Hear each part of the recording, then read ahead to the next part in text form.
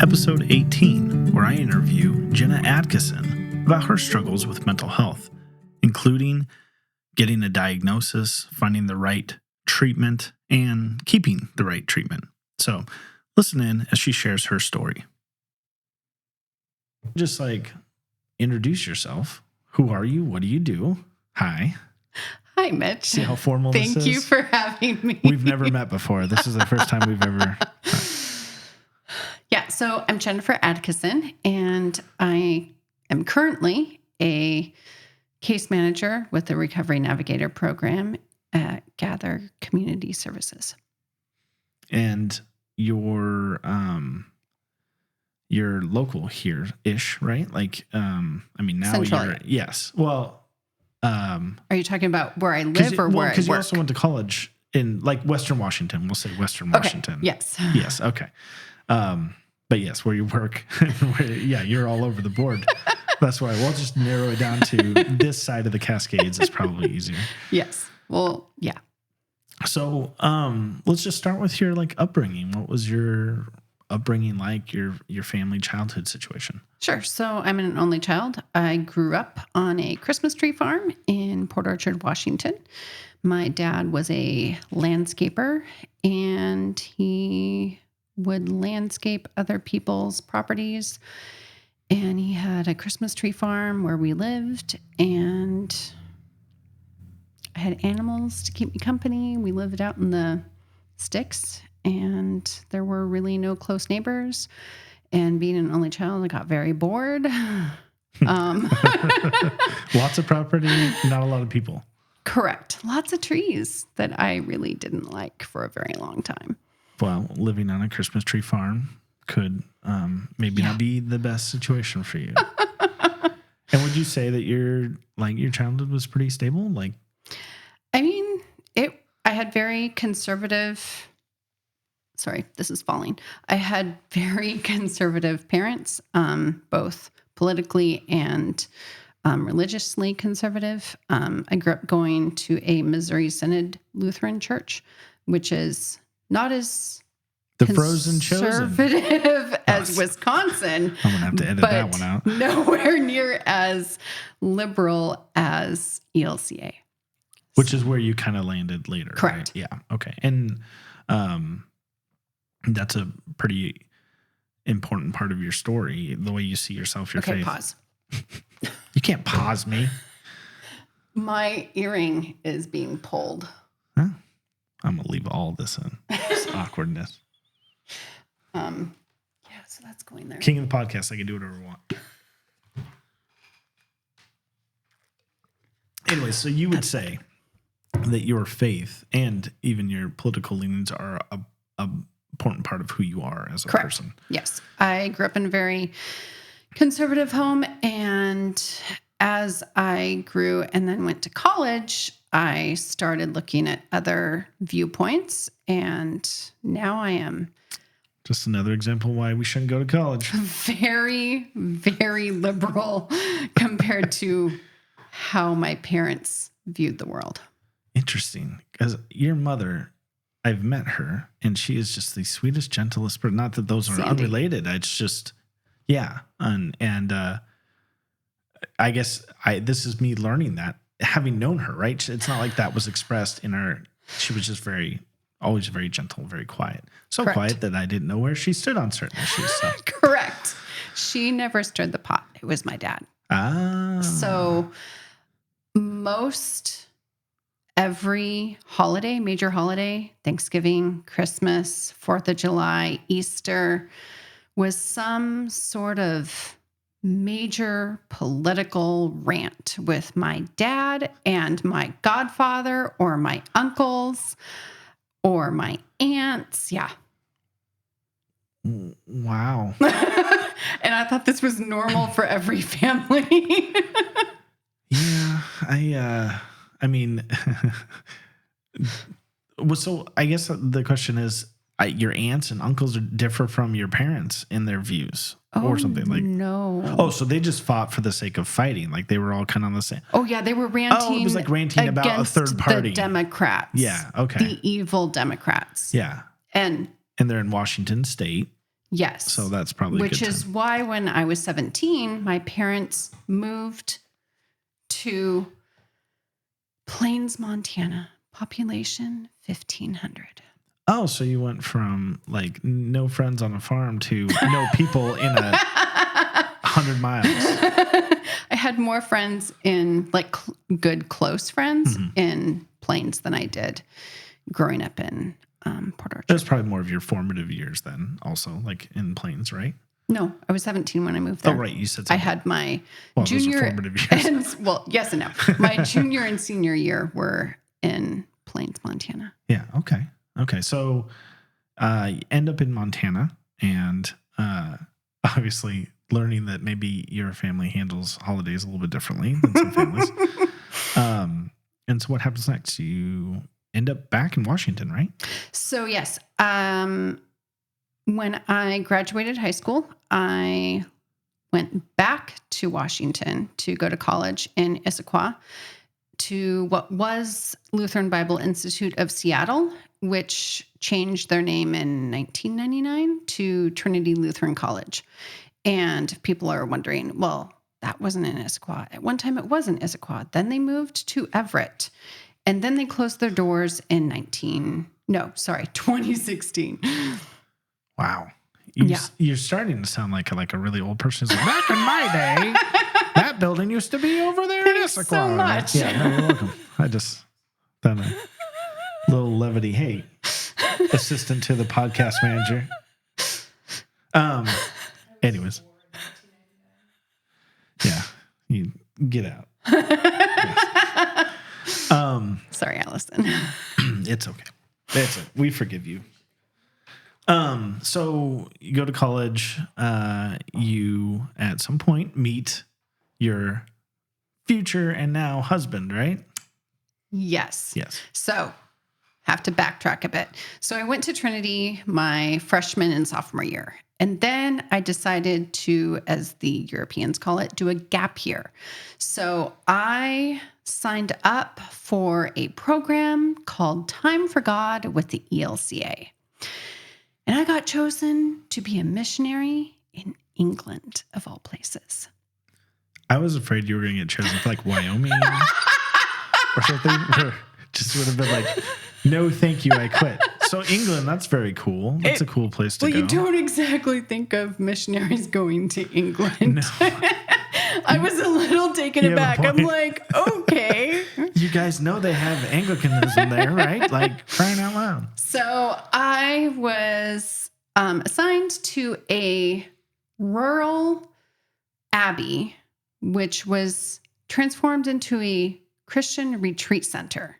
And I was supposedly there to minister to the guests. What my real job was washing dishes and setting the table. Wow. Yes. I'm picking up for your tone that this is exactly what you wanted to do. No. However, I did have one day a week for an hour or two, helping out with writing for the disabled children who have some form of disability that would come to this writing place, horses. Okay, so I was like, are we riding bikes, horses, or are we writing letters? Like, I don't know which one we're doing. Okay, so I'm trying to think of what to call it because it wasn't a farm, it wasn't a ranch, it was a place where there's horses. Like stable? Yeah, stables. They were stables. I myself am not a horse person. With a corral, so I'm not sure what to call it. So anyway, yeah, and my job was to minister to the kids. Basically, you're there to make sure there's an adult to keep the hands close so that the children don't fall off. Yeah, and I like horses. I like kids. That sounds like a really cool experience. Like that was would fun. be like, I mean, okay, not the washing dishes all the time. No, that part wasn't. I get that experience at home for free. But the traveling and then working with the children probably was formative, right. and you can say cool things like, "Oh, I took a gap year and did this," you know. Yes. So the big aha moment was that I had been raised that Christians are the good people and non-Christians are the bad people. And so what I found when I was there was that the Christians were the most backstabbing people I'd ever met. And the non-Christians were some of the best people I had ever met. So came back. It was... And that was eye-opening. Like that was so eye-opening. I take it like you're still carrying kind of the views of your family, your parents, like you're going and doing this. And then you have this experience that alters that a little bit. Correct. And seeing another part of the world, even though they still spoke English, it's a little bit different. Just slightly. It's just slightly different than Washington weather. I mean, it's like, it's just not the Starbucks. Weather was not different. There's just no Starbucks in every corner. That's pretty much the only, you just traded one thing for another. So coming back, I had a friend that went to Trinity who was renting a room out of a house on the Issaquah Plateau, which is where Trinity was located. And I did not want to go back to living in the dorms because they are like prison cells, 8 by 10. Tiny little rooms. Literally dorms, yes. Every dorm. But you have your own room. Cinder block. Because they're super tiny. Yeah. So I'm like, okay, well, it's the single guy that lives with his mom. Like, how great is this? Like, this doesn't sound so great. And she's like, oh no, his mom lives with him. And I'm like, is there a difference? She's like, yes, there is. I guess there is functionally a little bit of a difference there. He's like, he owns the house. I'm like, okay. Is he weird? She's like, no, he keeps to himself. I'm curious where this is leading. So I stay with her when I get back for 2 nights, I think. I don't remember now. And I briefly met her landlord. His name was John. And I don't have a very good impression of him because I'm super jet lagged. And always a good first meeting. Right? Like step off the plane and be like, hey, I'd like you to get to know the real me. And I'm kind of ticked right now. Really tired. Say much more than hello. So, whatever. Wrote him off. But then when I'm looking for a room to rent, she's moving out and I apply to move in. And he accepts my application. He doesn't need to interview me because he met me. I'm thinking, well, that wasn't a great meeting because I was super jet lagged, but okay, if you like me going off of that, sure. So go to move in and she's still there and she's moving out and I'm moving in. I'm like, Candace. She's like, what? I'm like, this is going to be a problem. She's like, why? I'm like, because he's really cute. She's like, oh no, you should see his younger brother. I'm like, I don't care about his younger brother. Well, you haven't seen him yet. Hold on. Don't write off Candace. Not that I know how the story goes. I'm just saying. So I move in. This is instantly a problem because I'm attracted to him. I don't want to be attracted to the person I am living with because it's his house. He's the landlord. I don't know him. Yeah. So he's gone for 2 weeks, 3 weeks on a business trip to New York or somewhere back east. And so I got to know his mom pretty well. She seems like a very nice lady. You got the in with the mom. Oh, no. Okay. So I thought I did. Read turns the room, out, bitch. Turns out I did not. Anyway, so he comes back. It's got a very Bates Motel vibe going on here. So he comes back and it's like late. He's tired. He's jet lagged. He's going to bed. I'm like, okay, well, maybe I'll see you tomorrow. And I've started classes. I'm busy. And he comes home the next day, slams down his briefcase. He goes, well, I just got laid off. I'm like, oh, shit. I'm like, does that mean I have to move out? He's like, no, you're paying my mortgage. So now you have all the power. So now I have 3 months where he's home all the time that I was not expecting. Wow. I'm like, that'll wear you down. Great. Fine. I'll marry you. So I'm like, oh, okay. Little bit of a distraction from doing school.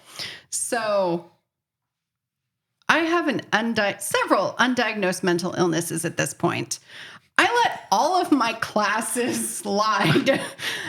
I went from getting A's and B's to getting F's and D's. Hey, a D is passing. I have a child that argues for that, okay? So just FYI, let's not be knocking on D's. So I became really good friends with them. And flirting with either one of us does not work. Like, the other one does not get the hint that the other one is trying to flirt. So December 14th, 2003. It's been a while.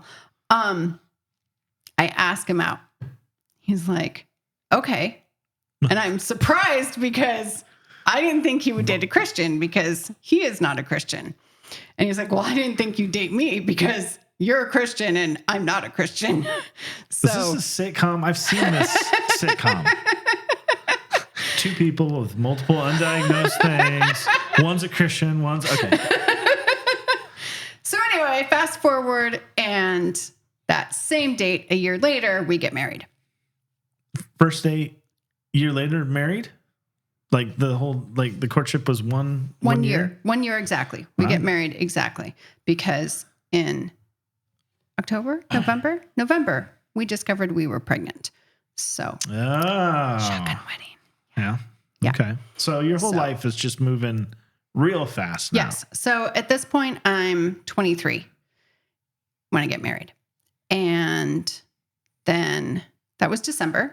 Your kid's not going to listen to this and be like, shotgun wedding. Like, I'm not going to be the one that hosted that. My children know the whole story. I just want to be the bad guy. Okay. That's all. You're not. So they very much know this.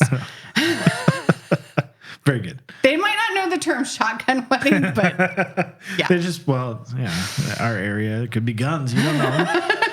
True. So. Yeah. So my parents, by the way, and his family did not know that we were pregnant. We just kept that quiet. Right. Because I was really afraid my dad might actually kill John. Oh, so yeah. Yeah. So go ahead and keep that from him. That's okay. Yes. Because he was going to find out eventually. I've sat in silence with John for a long time. He might not ever say anything.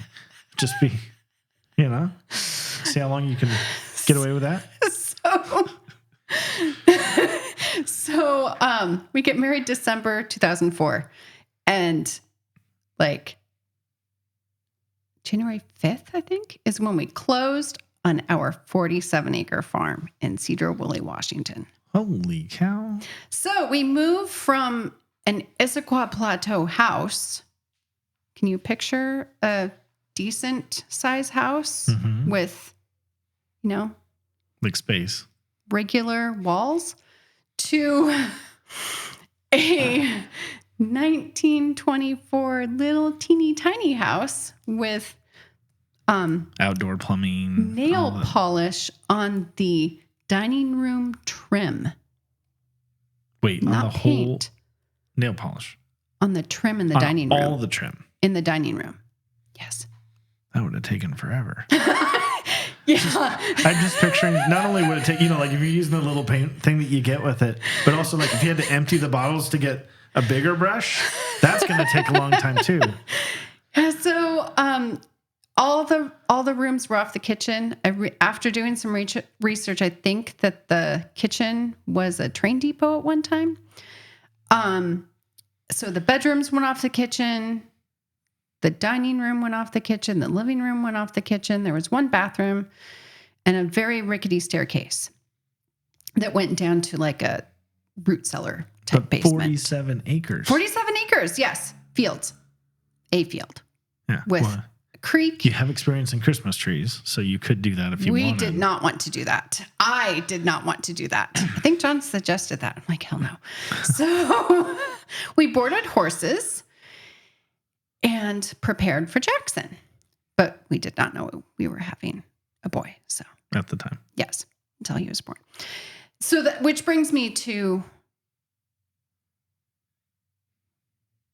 what month was that? June? When June. He was born? No. Oh, okay. No. I was getting a little worried here. I'm just going to tell Jackson, you don't need to listen to this episode. You're fine. June 2005, when I decided it would be a good idea to stop seeing my OB and switch to a midwife, which initially I thought, okay, we're going to have a birth center birth. And then I'm like, no, maybe we'll just go all in and have a home birth.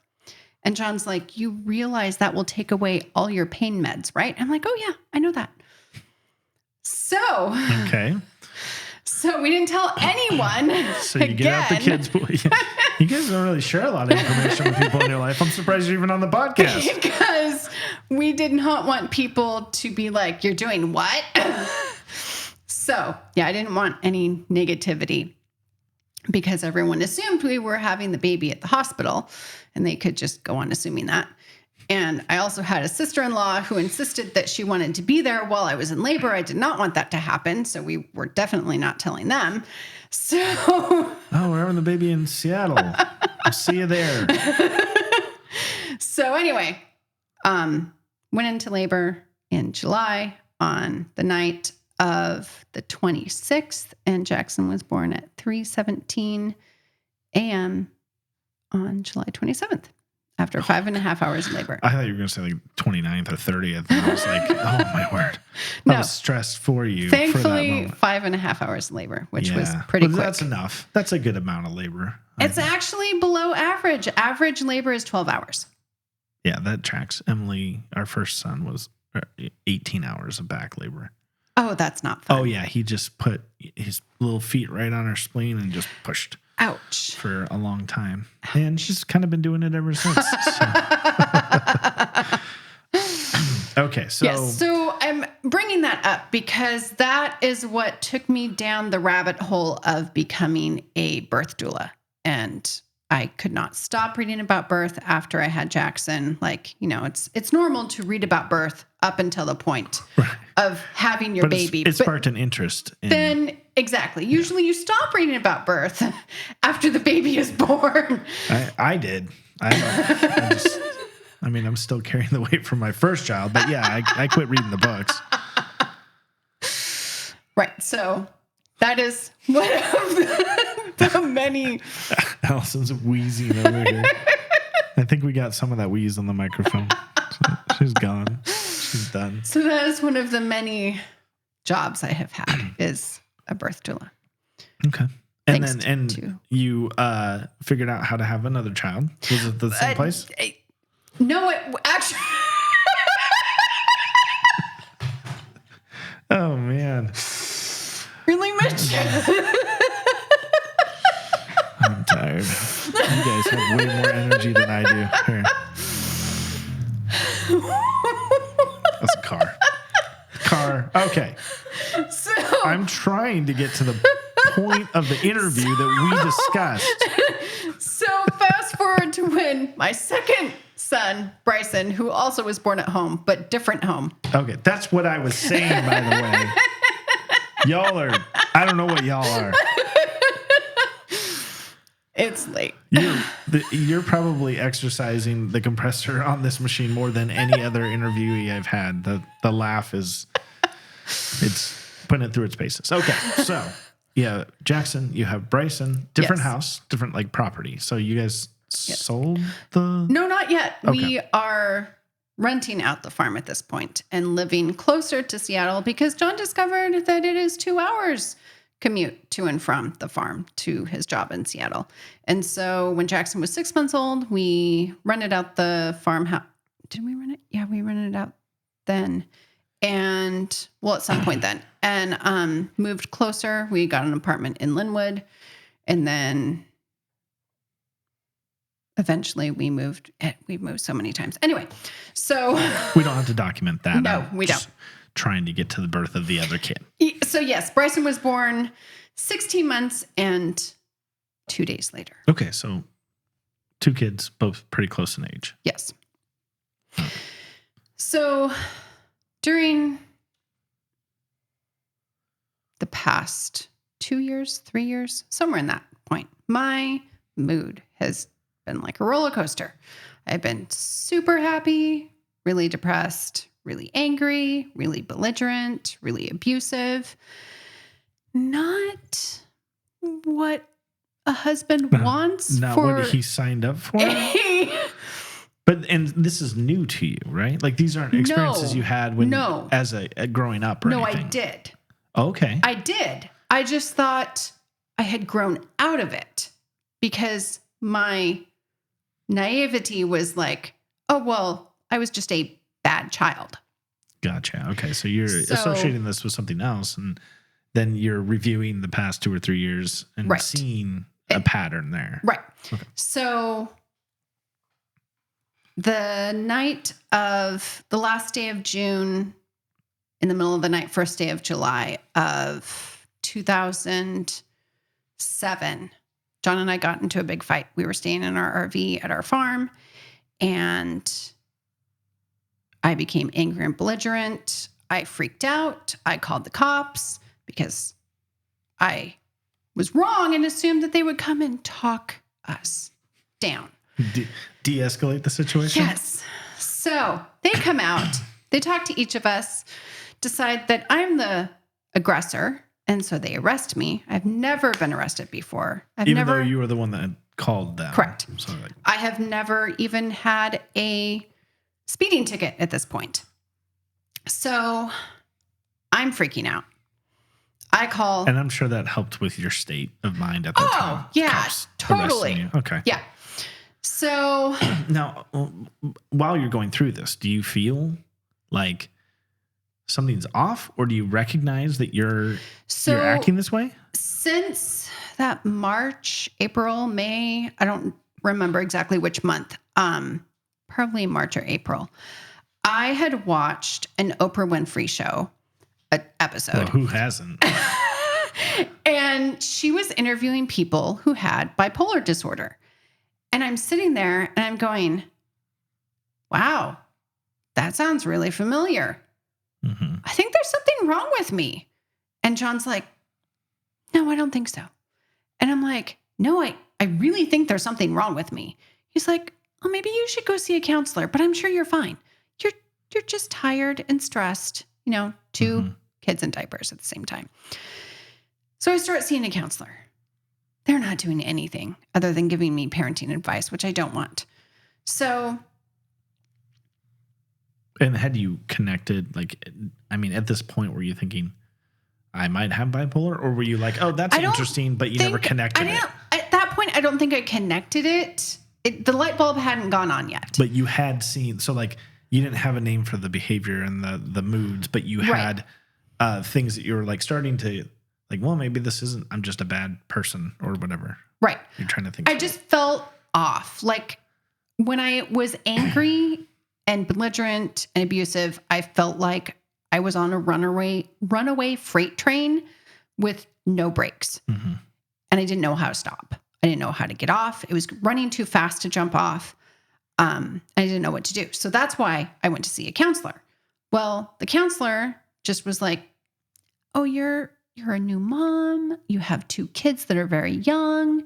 You are sleep deprived. All of this is because of that. Mm-hmm. I'm like, no, I don't think it is. And when they insisted it was, I switched to a different counselor. And they told me the same thing. I'm like, oh my gosh, you got to be kidding me. And you're expressing a desire for help. Right. And their help is you're just a stressed out mom. Exactly. And so this incident happens, which is, by the way, not an isolated incident. The only reason I'm mentioning it is because it's the one that got me arrested, which in a moment you'll see why this is a good thing. So where an arrest is a good thing. Okay, everybody. At the time, I thought this was the worst thing in the world because I remember sitting in jail thinking, but I shop at Whole Foods. How can they arrest me? I've never stepped in a Walmart in my life. No, that's not true. But I think the idea, the arrest on top of, because it's not like the arrest is going to snap you out of it either, correct. Right? So you're probably still in that state. I wasn't angry and belligerent at that point. By that point, I was panicked. And I was afraid my kids were going to be taken away from me. Right. So I was in panic mode. I was trying to be as sweet to the officers as possible. I was trying to say, yes, sir, no, sir, how high do I need to jump, that type of thing. Mm-hmm. And so what did they arrest you for? What's the domestic violence charge? Okay. So, because in Washington state, I have since found out if someone calls on a domestic violence dispute, one of the people in the domestic violence dispute has to be arrested by Washington state law. Yeah. And I've had a friend in law enforcement who basically also pointed out that 9 times out of 10, it's the guy that they arrest.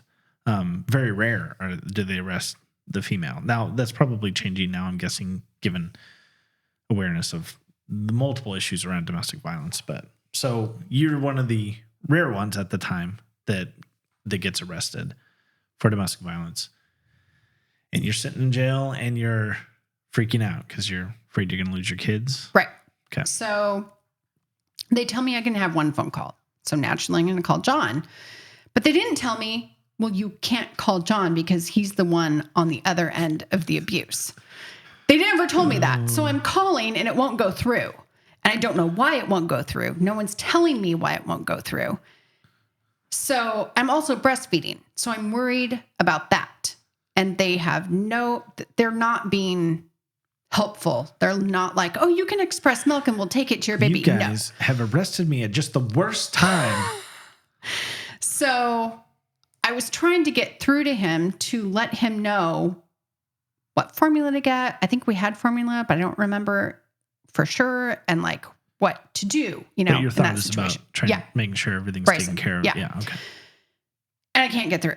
So eventually a judge comes in, I think it was a Sunday, and lets me go. I think it was 3 p.m. in the afternoon. But I'm due in court in, I forget how many days or weeks. But the stipulation is I can have no contact with John and I cannot go back to the farm because that is where the incident took place. And is this a standard protocol for a DV, or Yes. is it at the request of somebody, or I believe it's standard protocol. Okay. And I was trying to explain to the judge, well, that's not going to work because my husband works in Seattle and I can't stay in the place in Linwood. He can't stay up here. Why can't you just switch it? So, and he's like, no, that's not in my jurisdiction. This is how it is. Oh, okay. So the locations made everybody's strategy. Guess. Like, I don't know if that was like him. You just got him on a bad day, or right. Yeah. I have no idea. So I'm like, oh shit, this isn't going to work. So I call a friend to pick me up. I call my brother-in-law to pick up John, explain the whole thing. So my brother-in-law, I guess, flies from, not literally, from Oak Harbor to our farm in Cedar Woolley, beats me there, and I'm way closer. And then I have to pull over before I get to the farm to have a police escort to the farm so I can get my things. And so John's obviously upset. Can't talk to me. I can't talk to him. And so I make arrangements to go stay with friends of mine, Cole and Kat, who at the time were living in Richmond Beach, which is not far away from Linwood. And I've known Cole since my freshman year of college, and he's like a brother to me. And did you both went to Trinity? Correct. Or whatever Bible college it was called back in 1908. So, the boys and I go and stay at Coles and Kat's. And so John can have the apartment in Linwood so that he doesn't have a 2-hour commute to work. So thanks to Cole and Kat, things get communicated about the kids to John. And then I think it was a week or 2 that we have no contact until we appear in court together. I decide to not have a lawyer and I just plead my own case. I briefly read up on it and I'm like, okay, I can do this, which I did. Wow. It was pretty straightforward because the court appointed lawyer, for whatever reason, I was not impressed with. So bold move, I'll say. I don't know if I would say that. I guess it depends on whether you were really challenging the facts of the matter or anything like that. If you're not, I wasn't. then it seems I wasn't. Yeah. But I was asking for community service instead of, more jail time and all this. And John was, not contesting anything. And so they gave me so many hours of community service, which I forget, and court-ordered anger management, and 2 years on probation, something like that. So I'm like, oh, crap. I'm not looking forward to this anger management class. Did it make you angry? Yes. So I ended up taking the anger management class through the clinic in Northgate that I was seeing a counselor at. It was a Christian counseling center. When I explained to my counselor what happened, this is my second counselor during this period of time where I think something's off. And he was like, oh, well, you really just need more sleep. And I'm like, no, I don't think so. You keep trying to express this as much as possible. And right. The response is. Right. And he's like, well, maybe this anger management class will really do you some good and you'll learn how to control your anger. Are you going to sleep through it? Because that's what it sounds like you need. And I'm like, I can't see how this is going to help, but okay. But it's court ordered. So correct. Yeah. So turns out the anger management class is for all women because for good reasons, women cannot be in a same anger management class with men. And I found out that there are a lot of women that were arrested that didn't need to be arrested for domestic violence when they were not the perpetrator. So that opened my eyes to a lot of domestic violence disputes. Yeah, I would imagine that, participating in the system would look very different than just what you would assume, Correct. Having never been through it. Correct. Yeah. And so went through that. And during this time, I'm trying to get an evaluation by one of the other people that work at this clinic to see if I have a mental illness. And he has me do this 4-hour test, 2 hours on one day and 2 hours on another day. It's all written. Like, oh, this is strange. And at the end, he's like, well, you don't have anything. You're just needing help. I'm like, what the hell does that mean? Oh, thank you. And so he's like, you have some borderline tendencies, but you don't have borderline. I'm like, okay, what do I have? Well, I don't know. Like, what kind of help do I need? Right. Then? Like, if I'm not on some sort of thing So here. at this point, I'm talking to my probation officer, and she's like, let me see if I can get you into a place up here. This is up here, meaning Mount Vernon. Okay. And I'm like, okay. And then in October, this is September, October time. And in October, we've moved to Mukilteo. We're in a very large 2-story duplex.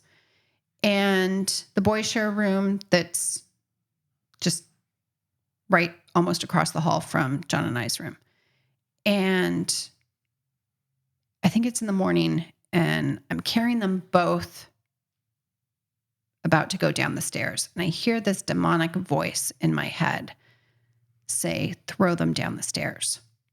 And when you say demonic, like, it sounds like a demon, like a movie caricature of a demon or whatever, like this, or like some gravelly, like what you would picture as, okay. Well, not a caricature. I mean, it sounds really scary. Right. I just mean like, I don't know if people know what a demon sounds like. I only have horror movies from the 80s to go off of. Pretty much like that. Yeah. So this is what you're hearing. Right. And I'm like, well, I'm not doing that. And so I take them downstairs, carry them downstairs. I can't. I'm trying. This is not the part to be laughing through. Right. But there is that. Did it make you scared? It did. I was terrified. So it's not like a compulsion, like I want to do this. No. It's like something's telling me to do this. Where did that come from? And then Exactly. you're freaking out. Yes, I'm freaking out. Okay. I am terrified. And I know it instinctively, I don't know, somehow, I know that hearing voices in your head is not a good thing and you should not listen to them. So I'm like, okay, I'm not listening to the voice. And I'm like, I need to call my counselor. So I call my counselor. He's like, call John right now. Make him come home. I'm like, okay. So I do that. He rushes home. I call my counselor back. He's like, great. Have a good weekend. It was Friday. And he hung up. I'm like, that was it. What? I knew that wasn't right. So I'm no counselor, but that seems bad. Correct. When you have somebody that's expressing concern over their condition. And this counselor supposedly had a master's degree. So I love that you're challenging their master's degree. Where did they get it from? So anyway, then I call my naturopath, who was also my midwife for both of my births. And she's also the kid's pediatrician. She knows me quite well. She's like, go to the ER immediately. I'm like, okay, get a sitter. By this time, it's night. And she was trying to help you. Like yes. She's listening to you and she's expressing like, okay, but it's also something that she doesn't deal with. Correct. So she's going, because she's go to the ER. General practitioner type of person. And so get a sitter. John takes me to the ER. They listen to me and they give me sedatives and send me home. No referral to any sort of mental health counselor, mental health, psychologist, psychiatrist, nothing.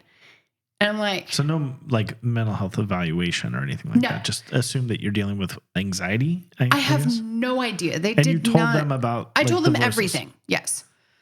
And this is their responses. Yes. And the sedative, mind you, is only for one night. It is not for a week. It is not for a month. It is for one night, maybe two. It was a very, very, very short time period. I know that sleep is important, but the amount of sleep you're being requested to, partake in for your health in this whole process is insane to me. Correct. So the next appointment with my probation officer, I tell her what happened. She's like, okay, let me see how soon I can get you in. So you're like reaching out to anybody that you can get a hold of. Like this scared you pretty bad. Oh yeah. I was afraid to be left home alone with my kids. John was afraid. Off that one experience. Yes. It wasn't like a continuing experience at that time. No. And you were like, how's John doing? Is he like...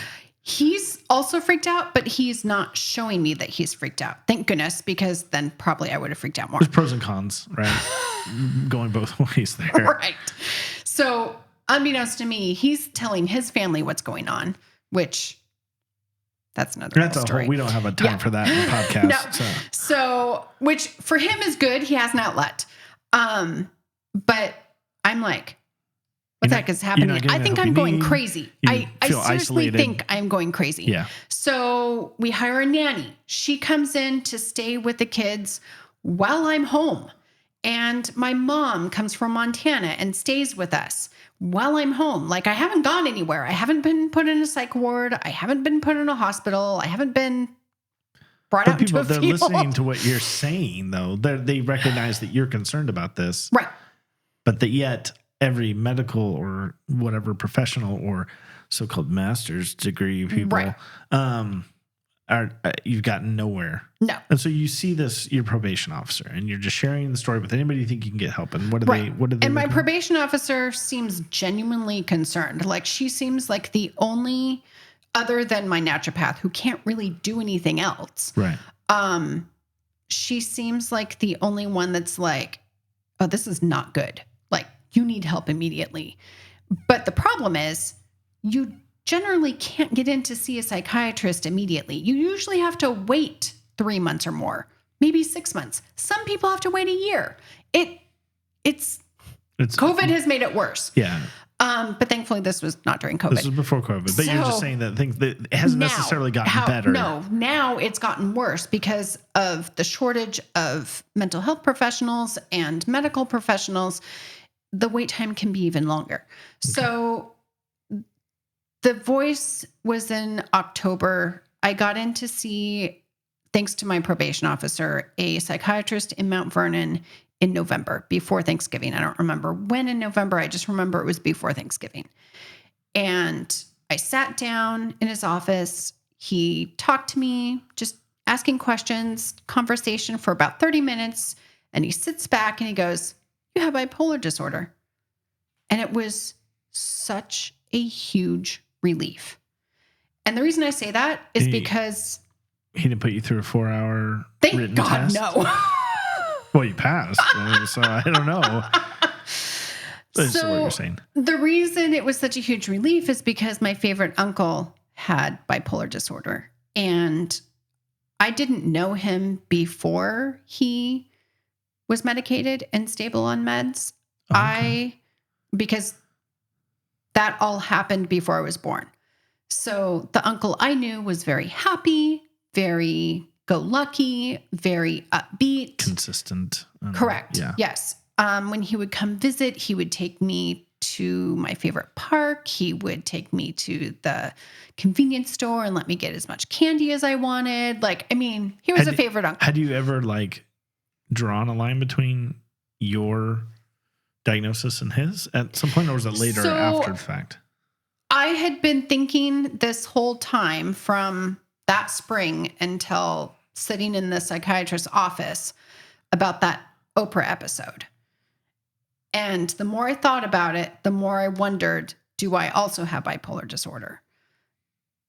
After having been arrested and after having sat in the anger management class, it made me wonder more and more and more. But after I started hearing the voice, which I only heard that one time, I'm like, well, maybe I have schizophrenia, because bipolar people don't hear voices. Well, unbeknownst to me, yes, they do. They can. Right. It's like when I deal with something and I look it up on WebMD, it all goes to cancer. So you meet with the doctor. Doctor kind of nails it right away. What are the next steps for you? What does that look like? So he explained the next thing to do is to find a medication. And I'm like, great. Okay. So I see my uncle take a pill and it's just that easy. Yeah. And he's like, well, it might not be the first one you take. And I'm like, okay, well, I'm going into this very, very hopeful with very high hopes. You have a diagnosis. Yes. That's one of the most. And I'm like, how hard can this be? You find a medication, you take it. I don't want to point out that you don't have a master's, but yeah, you're optimistic. Correct. For probably the first time in a while. Yes. Yeah. So he starts me on a medication, and because I don't want to give other people negative reviews or false hope or whatever, I'm not going to say what medication I do and don't take and haven't tried. And it can be different for everybody. Somebody might have success on that. Exactly. So the first medication I tried gave me major anxiety. I was very upbeat, but very anxious. Right. Not good. And the next medication he put me on put me into a suicidal depression. I'd never been suicidal. Well, I can't say never. I've never been suicidal up until that point, but I had been very depressed. Mm-hmm. Once in high school, but never to the point where it would just be better if my kids didn't have a mom. And the only thing with that, I think, that kept me from killing myself was knowing that my dad's story of when he was almost 7, his mom died during childbirth, and how difficult it was for him to grow up without a mom. Mm-hmm. And so I kept replaying that in my head, and I'm like, you can't do that to your kids. And well, does a part of you know, this might be medically induced? Kind of. Yeah. That's the thing about mental health, right? Is that it's not like you get to step out of your brain and just start using logic and working, you have to have a support system in a community that understands what's going on. And thank goodness I had that. I had John, I had my parents, I had Cole and Kat were huge supporters. They were very, very supportive of needing, us needing a babysitter on the spur of the moment or something like that. Mm-hmm. And so... At what point in this process do you realize that you've probably had bipolar disorder your entire life? Because you said that you recognize it now that you had it as a kid or something. I think shortly after I was diagnosed, probably on the drive home from the psychiatrist's office after I was diagnosed, because I instantly started thinking of, well, is this also bipolar? Was that also all these incidences that happened.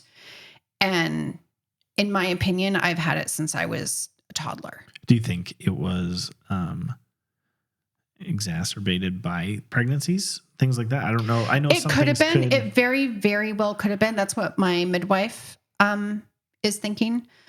I don't disagree with that, but I don't know. Either way, I mean, yeah. You could question that all day, but at least you've got a diagnosis in hand. You have a plan. You've got these 2 medications. Neither are working. Right. So with the medication, it's in the winter, then it turns into spring. I'm going deeper and deeper into depression. And I keep seeing my psychiatrist. He's like, just give it a little bit more time. Just give it because it can take 6 weeks to 3 months for a medication to fully kick in and work. Yeah. And I'm like, this is how I feel. I want to end my life. I don't like living anymore. I have no hope. I'm telling him all these things. Right. My husband has told him all these things. Nothing is. So at each visit, he asked me how my sex life is. And I'm like, why are you asking me this? So finally, what kind of doctor are you? At the last visit before he changes my meds, it's in April, I think. He's like, well, how is your sex life? I'm like, I want to kill myself. I have no sex life. I just blurted it out. And he's like, oh, we need to change your meds. And I'm like, what? The killing yourself didn't bother him, but the no sex thing, that's a problem. That was a problem. We got to take care of that right now. Evidently. I'm like... Sorry. This is, obviously you and I, when we get talking, we get laughing about everything. So inappropriate laughter, everybody. Okay. Having said that though, just the one thing after another of being failed by medical professionals or people that should know better or people that could do more legwork than they did to get you there. Right. And very frustrating experience. And then this weird doctor's fixation on your sex life, ignoring the I want to kill myself thing. Right. Yeah. I'm not sure why that was more important than ending my life, but Man, am I right?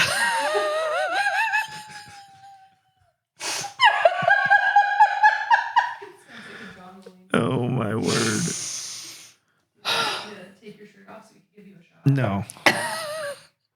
So 3rd time's the charm. He switched my medication and within, I don't know, a week or so, maybe less, I'm like, wow, this is good. Things are looking way better. So he explained to me that he wants me on an antipsychotic and antidepressant because he does not want me in the attic and he does not want me in the basement. He wants me on the main floor. Interesting. Yes. So I have found that analogy extremely helpful. Yeah. Not his sex life part. But anyway, my sex life part. You know what? He's not batting 1,000, but he figured some stuff out. So anyway, I have been stable on the same medication since, when was that? 2008, April of 2008. I've had dosage adjustments here and there, but I'm now with a thankfully different psychiatrist. Yeah. And so there is some concern going forward because these things can change. Oh, yeah. And I remember years ago, I can't remember why you had been talking to me and telling me that it was going to be unavailable to you. Like, not that it didn't exist or anything, but that you couldn't get it anymore. And so I remember you struggling with that. And then... Right. It was an insurance thing. Yeah. Okay. And so like you could have had something that literally like allows you to live Right. denied to you. So part of the problem when I was first put on this medication is that only certain insurances cover it. Well, thankfully at the time, I think if I'm remembering correctly, I was on the insurance that did. Well, then when John's job changed, his insurance changed, and then it didn't. So I ended up trying a pharmacy in Canada, and I had to pay out of pocket, but it was like $150 versus $600. Holy cow. Right, a month. And did that for I don't know how many years until the pharmacy quit accepting Visa and Discover Card. And then I'm like, I don't want to get a MasterCard. So, I mean, do you take Diners Club? So I looked into it, and surprisingly, the insurance I was on accepted it. I mean, would let me they covered it, and I could get it at Costco, and it was actually cheaper. It had come way down in price. And thankfully the US finally had a generic, which they didn't when I first started taking it. And so, yeah, from then on, I have been able to get it in the States, from a regular pharmacy, and insurance covers it. Very good. And that's, I mean, just your story, while very frustrating, has a successful outcome.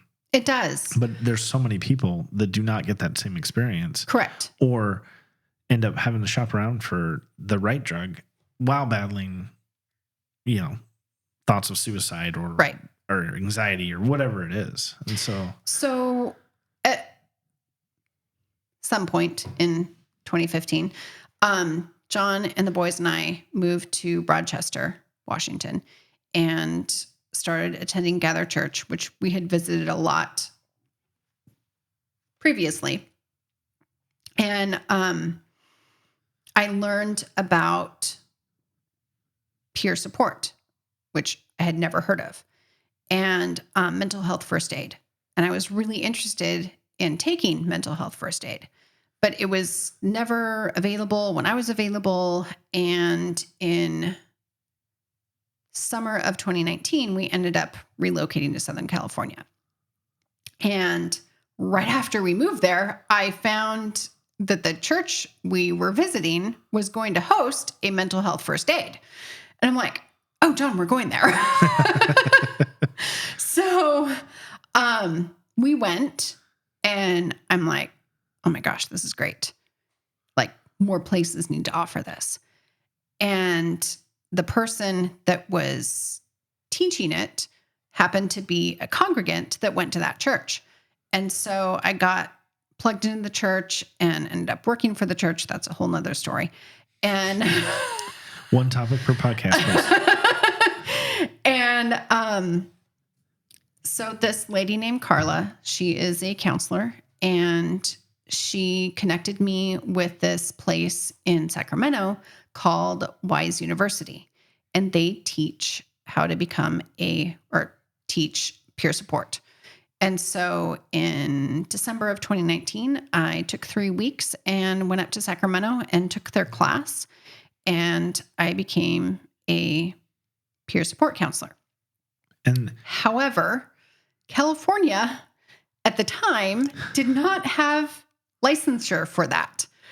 Gotcha. Yes. What were you going to ask? I was going to say, the peer support, do you think that if you had experiences with people trained in that when you were going through your ordeal, would that have maybe led to different outcomes or I really think so. So what I tell my clients is I'm a peer counselor because I wanted someone like me when I was going through what you're going through. It's what makes you passionate about it. Yes. Is that I've been through this. I've been on the experiencing side of being failed in this way. And so you discover this training and then kind of get tied into it. And then this. Right. And then after I was trained, I applied to DBSA as a peer counselor, which stands for Depression and Bipolar Support Alliance. They're based out of Chicago, but they had a job opening for a place in Mission Hills, California, which was really close to where I was living. And I applied, I got the job, and I started onboarding the same week that the social distancing orders went into effect. Wow. So my job that was supposed to be going out to all these seniors' homes and providing peer support suddenly dried up, got put on pause. Yeah. And I'm like, great, do I have a job? Right. And they're like, hang on, we're going to figure this out. This is only supposed to last 2 weeks. One topic per podcast. Jeez. So to make a very long story short, everything went virtual. So for 2 years during the pandemic, I talked with seniors on the phone. And if they had the capability, I talked with them over Zoom. And I thoroughly enjoyed it. And so it's very cool to see that your experience and the difficulties you've had are not wasted on what you want to do going forward. Meaning, like not everybody has a successful outcome that you had. And you see that in your work, I'm sure now, but to have that personal experience guide you in how you're working with others and in that process. And do you find that you see things differently now, having both experienced what you did and the training that you've had? Do you approach situations differently? Do you approach people differently? Differently before I had the training and the diagnosis? Yeah. Like, we were talking about like going to England, kind of like you widen your view a little bit, right? Right. Oh yeah. It's definitely been widened. By force. I really appreciated the peer training because it showed me both the medical side and the person that's diagnosed side, the patient side. Gotcha. So I have that kind of foot in both doors. Mm-hmm. So that's really helpful because then I can relate to a client better and that, hey, I know this sucks right now. I know that you have to wait 3 months to see the doctor, but let's find coping skills that you can mitigate. Right. Let's find tools. You have tools that you can use right now to get you through the next 3 months. Do you ever like meet with somebody and be like, how's your sex life?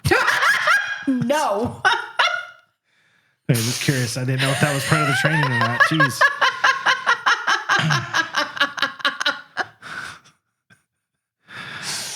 No, I'm real serious here. Well, Jenna, like, one, I'm glad that you're okay. I'm glad that you're doing well now. I'm glad that John is doing well and that Jackson, Bryson, like, it's quite the ordeal. Your experience having been sort of on the inside of it, going through for the DV stuff, and I think the most crazy part of the story, and I don't want to say this because it's going to sound bad, and I don't mean it bad, but like that it took a parole officer to get you what you needed. Right? I know. Which is like an industry that's not always, like they're doing that now, but that hasn't always been the case. They're not looking out for that kind of stuff. So the fact that the counselors and the doctors you go see, like somehow did not or refused to connect these dots, and yet that experience, I mean, just what an amazing story. And like, I don't know if you still talk to your parole officer, but if you do, like, I wish I did. I've tried to find her and I don't know where she is. She's not at the same place anymore. Right. But that, I mean, how appreciative you'd be if Extremely. If you could just tell them like, wow, this was really helpful. Yeah. You know? And I do want to clarify that the type of bipolar I have is not where I get a euphoria high and I am on top of the world and I can do so many great things. It is angry, belligerent, violent, abusive. I think that is the main reason I take my medication religiously is because I never want to be that person again. And that probably makes it's not a common manifestation maybe of that bipolar, like, so it was harder to connect those dots is what you're saying. Possibly, yeah. Yeah. So it's not like, they're obviously very happy one moment and very angry or sad the next moment. And yeah, so how, and we can kind of wrap up on this, but like, as a person of faith, you grew up and maybe started seeing these things as, behaviors of a bad person. I thought I was a horrible human being. They just need more discipline, or they need to do this, this, and this. And now, looking back, how has that changed the way you see through your eyes of faith people who are struggling with bipolar? Right. So, one thing, I'm going to veer off a little bit and then bring it back. Okay. So there's the nature versus nurture thing. And I think for me, it was both, because there's the hereditary part where my uncle also had bipolar. Right, runs in your family. He's since passed away. So that's why I say had. He didn't get cured. He didn't kick it. He just kicked it. Right. Got it. Okay. Sorry. That was my bad. I shouldn't have. That one got past the filter. I apologize. Allison's gone again. So, and then there's also the nurture part of it where, I didn't have a bad childhood, but, I was disciplined with a belt and a wooden spoon, and I got in trouble for just being a kid with kid stuff sometimes, because my parents were much older than the average parents. My dad was 50 when I was born. My mom was 37. So my dad had very little patience at that point. So yeah. And he just generally was not a patient man. But as far as faith and everything, I grew up thinking, well, I'm this horrible human being. But then after being diagnosed, after looking back, it's like, well, we're all flawed. Right. And I think the nature versus nurture thing is a false dichotomy. We're made up of multiple things, both biological and background and family and so on. So like this idea that it's just the split or the, whatever. And I think, I'm glad... I'm glad you got to share your story. When you first told me this, and this was a while ago that we had talked, we got to know you when you started coming together. And obviously our kids have all been in gather growing up sort of thing. I remember hearing the frustrations of the process. This was obviously after you had kind of found things, but it's not like it just ends there. You still have work to do. There's still... things, and my medication could quit working. Right. And I have to be tested each year. Each year I have to do an EKG. Each year I have to do a blood panel, make sure that all my internal organs are still working properly, because the medication, the antipsychotic specifically, might adversely affect me at some point. And that is my worry, is that what if that happens? What if it doesn't work anymore? Yeah. Yeah. And I don't think people realize that that's something that it's not, while you found something that works, nothing's guaranteed. Right. Either now or in the future. And that's a stress that's, you got to navigate just like anything else in life. But yeah, I remember, that plus, food issues and things like that. We were just well, that's about. Another whole story. Podcast, so that was my fault. That was on me. So. But yeah, anyways, well, I appreciate you sharing your story, and I hope people can hear what you're sharing and understand it through the lens of the difficulty from how these things work in the system, or even how the system failed you in places where it shouldn't, with these counselors or psychiatrists or whatever. Like, just be aware that happens everywhere all the time. And some people might not be good at their jobs. Others just might not be trained to know how to help in this way. Or in your case, the bipolar thing, the symptoms manifested not in the typical way that we understand it, right. Which professionals should still understand. But right. And I think my takeaway from this is, don't give up. Just really, if you feel that there's something off about you, or if you feel not quite right or something just isn't as it should seem, don't give up looking for help. Advocate for yourself. Advocate for yourself. Absolutely. And that's part of the work you get to do. Yes. That you've chosen. So, all right. Well, Jenna, thank you for being on the show. Thank you for having me. Allison, for, I'm not quite sure. Thank you for being supportive and being here. And yeah, so that's it for the long letter. Just want to thank everybody for listening, and we'll see you next time. Thank you.